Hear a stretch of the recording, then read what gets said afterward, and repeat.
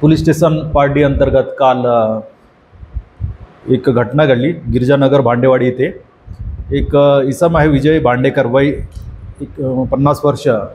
हे सकाळी 9:45 वाजता घरून ॲक्टिवा गाडी घेऊन सलूनला दाढी करण्यासाठी निघाले आणि त्या समोर 3 इसमांनी ते त्याला गाडी अडवली आणि त्याच्यावर धारदार शस्त्र कोयत्याने त्याच्यावर डोक्यावर वार केला आणि ते तिथं जखमी झाले। आणि त्या जे मारणारे ते 3 इसम होते ते त्यांना तिथून त्या ठिकाणी पळून गेले।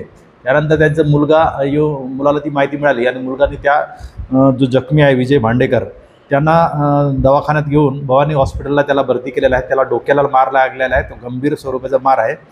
एकंदरीत त्याच्यात मुलगा जो आहे मंथन विजय भांडेकर यांच्या तक्रारीवरून पोलीस स्टेशन पार्टी इथे जीव ठार मारण्याचा प्रयत्न या सदराखाली कलम 109, 126(2) इतर कलम भारतीय न्याय संहितान्वये गुन्हा दाखल करण्यात आलेला आहे।